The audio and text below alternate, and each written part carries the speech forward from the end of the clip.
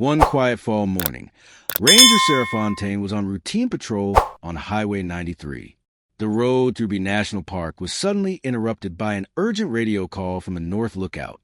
Long line of cars stopped near Hector Lake, but no accidents or construction.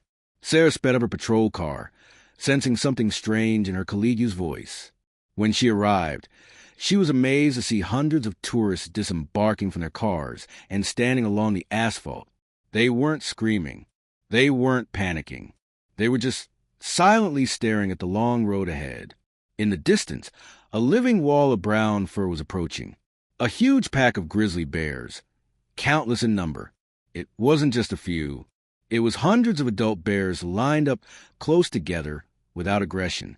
They weren't growling. They weren't moving around wildly. They were just standing there staring out at the Rocky Mountains. Sarah stepped out of the car, feeling the cold cut through her thick uniform.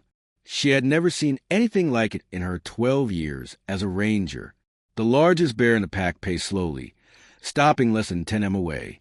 It sat down, blinked once, and then continued to stare at the Albaska peaks. Sarah heard no birds, no wind, no murmurs of the forest, just absolute silence. A tourist approached, trembling, asking, "Do you know what's going on?"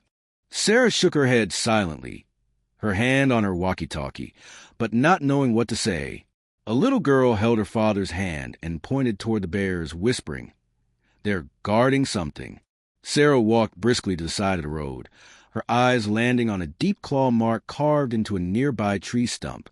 The claw marks were fresh, not yet dried, and there was something unusual about them, more than usual. A black crow flew up, caught, and disappeared into the trees. Back at the ranger station, Sarah met Bertrand, an old retired ranger from Jasper. When Sarah told him, he fell silent, then said slowly, "The earth is breathing again, my dear."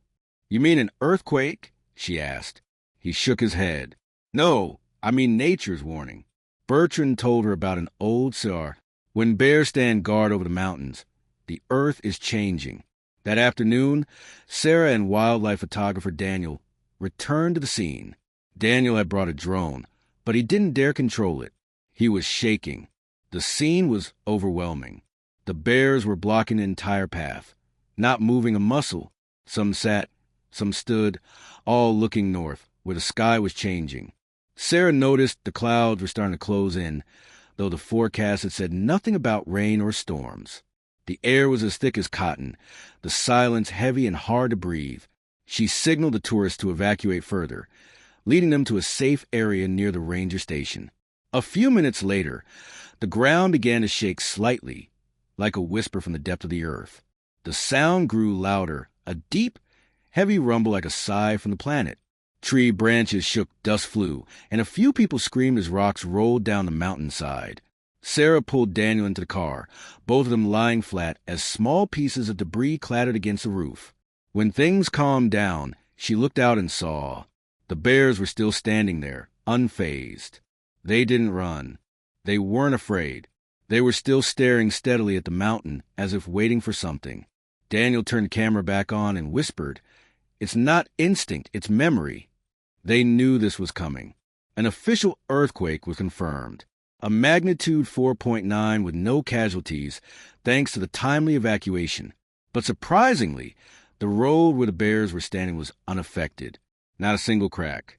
Alberta biologists confirmed unusual migrations of many species before the quake. It wasn't just bears, deer, elk, and wolves all showed signs of changing their routes hundreds of kilometers. Locals called it the day the mountain watchers appeared. The media exploded. Hundreds of bears blocked the highway, saving lives from the earthquake. Sarah declined interviews. She chose to stay on the scene to observe. Over the next few days, people brought flowers, dream catchers, and bear totems to the roadside. A wooden totem pole was erected where the first bear sat looking out at Mount Albaska. Children brought candles, bear drawings, and handwritten notes that read, "Thank you, guardians of the deep forests." The government announced that a section of Route 93 would be closed for the entire fall, not for repairs, but out of respect. They called it the Bear Watch Trail. Sarah returned in November, alone with her father's waterproof notebook. She sat down by the totem pole, where weeds had grown between the old tire tracks. It was cold, the wind was light, and everything was strangely quiet. Just like that day, she opened the notebook and began to write. "We think we own this place, but we are only guests." She continued, "Bears don't act on instinct. They remember what humans have forgotten." A gust of wind blew by, carrying the call of a crow from the pines far away. Sarah put the notebook in the sealed box, buried it at the foot of the totem, and whispered, "Thank you." When she stood up, she saw it. A bear's footprint in the wet ground. Big and deep, facing the woods. No roar, no shadow. She didn't chase. There was no need. The footprints were enough to tell her they were still there. A few weeks later, researchers confirmed that the earthquake had originated from a fault deep under the Rockies. But no one could explain why only the bear track remained completely intact.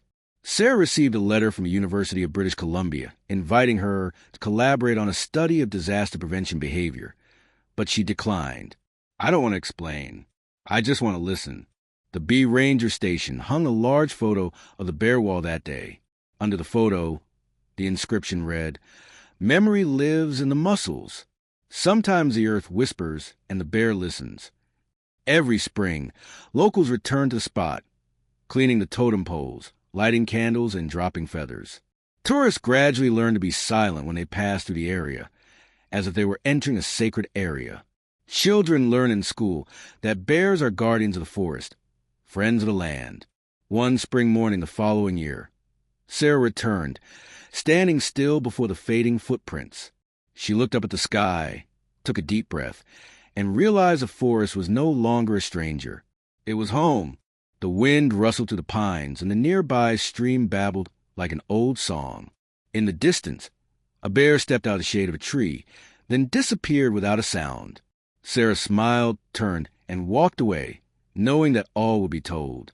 The earth had spoken, and those who listened had heard. No explanation was needed. No proof was needed, just memory and reverence. Scientists continued to record, but the people called it the Albaska Miracle.